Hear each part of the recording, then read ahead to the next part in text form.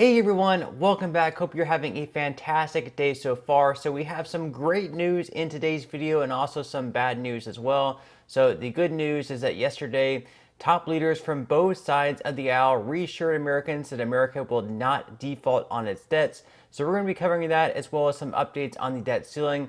Also, as far as the bad news goes, a leader from the White House actually came out and said that the most recent bill that passed in the House, is going to slash benefits severely by those currently receiving Social Security benefits and those receiving benefits in the future as well. So we're going to be covering that also. Now, before I go ahead and dive into the main content of today's video, if you wouldn't mind helping me out real quickly by just giving this video a like, that just helps out with the good old YouTube algorithm, and also consider subscribing to my channel if you have not already. Okay, so yesterday, once again, they picked up on the debt ceiling negotiations. We now have aides of Kevin McCarthy, the House Speaker, taking over, and then aides for Joe Biden.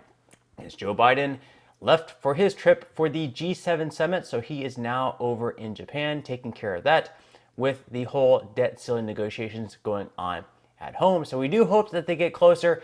However, yesterday, House Speaker Kevin McCarthy did go on CNBC on the Squawk Box. He said that the United States is definitely not going to default on its debts. He's confident that at the end of the day, they are going to get something done by June 1st.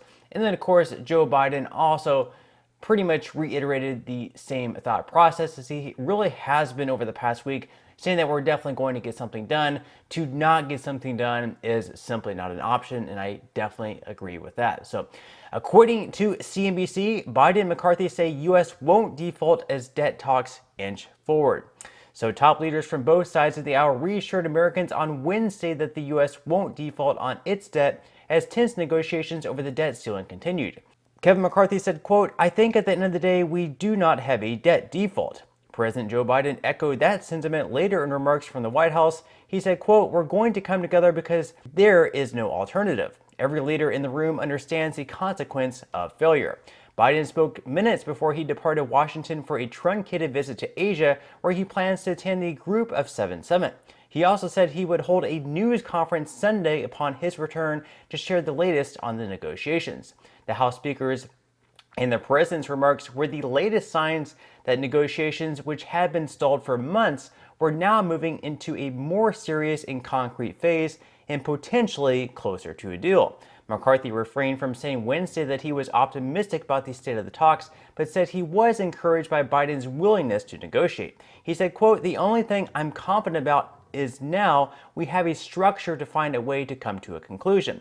The timeline is very tight, but we're going to make sure we're in the room and get this done." Now, McCarthy said earlier that this week was pretty much the deadline to come to a 100% agreement in order to give them the time to both write the bill and then pass it to the House, pass it through the Senate, and then get it to Joe Biden's desk by June 1st to make sure that we get this passed. Now, whether or not they're actually going to come to a full-fledged agreement this week, it's really up in the air.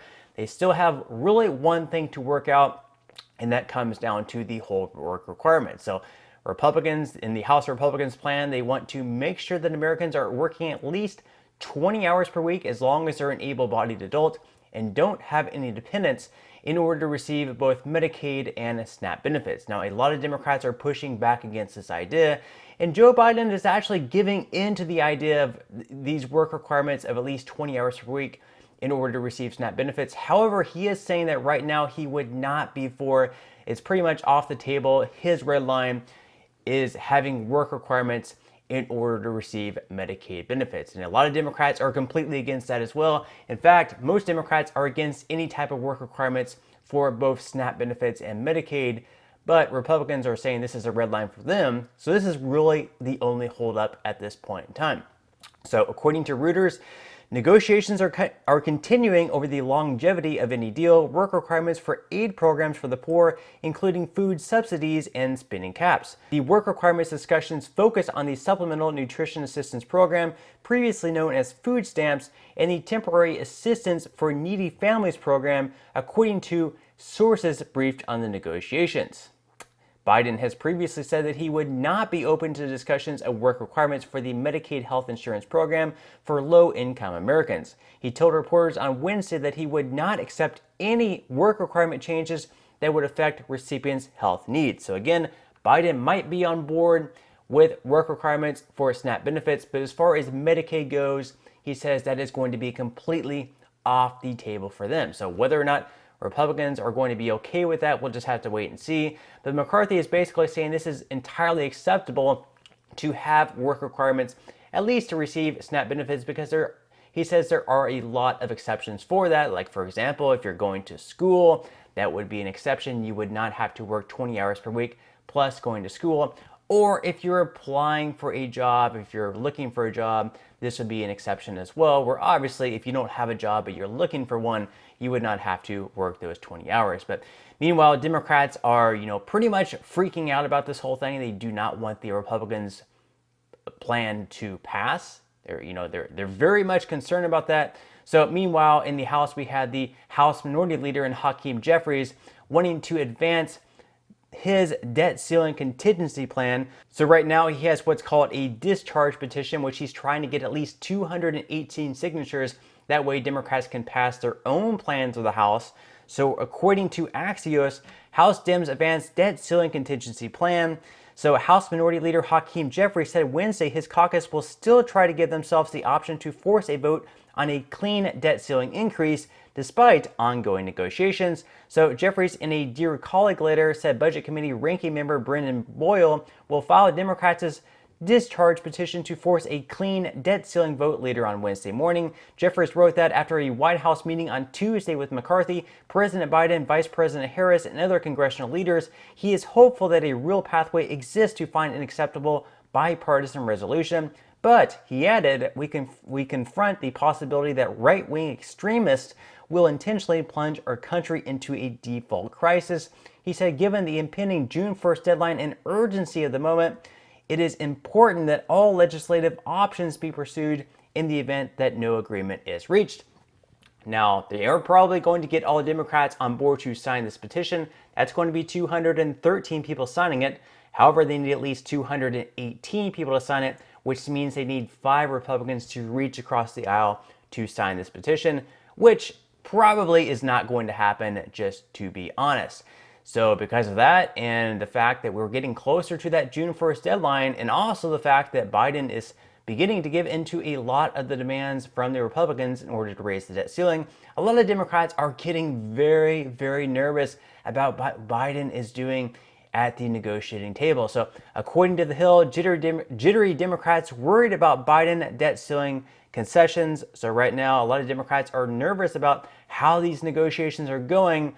And, if Biden agrees to something, of course, we also have to have Democrats in the Senate agree to it as well, because they do need 60 votes, which means that in the Senate, at least 11 Democrats will have to vote in favor with whatever McCarthy and Biden agree to in the end. So we'll just have to wait and see what happens. But meanwhile, we have White House aides and Shalanda Young and a lot of people in the White House and Biden's cabinet saying that in the plan by Republicans in the bill that they passed through the House to raise the debt ceiling, it would actually slash a lot of benefits and really hurt those currently receiving Social Security and those in line waiting to receive Social Security in the future. So according to the Business Insider, the GOP proposal to raise the debt ceiling would force Americans on Social Security and Medicare to wait longer to receive help and make college more expensive, the White House says. So the Biden administration is sounding the alarm over Republicans' hopes to enact far-reaching spending cuts, saying that the contours of the GOP's plan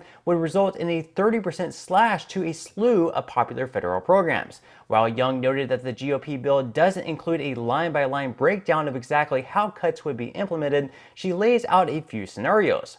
If Republicans leave defense funding, Veterans Affairs, and Homeland Security untouched, everything else would have to be cut by 30%. That could mean people waiting for disability benefits through Social Security might face wait times of at least 2 months longer, and those seeking help through Social Security and Medicare offices could experience worse customer service.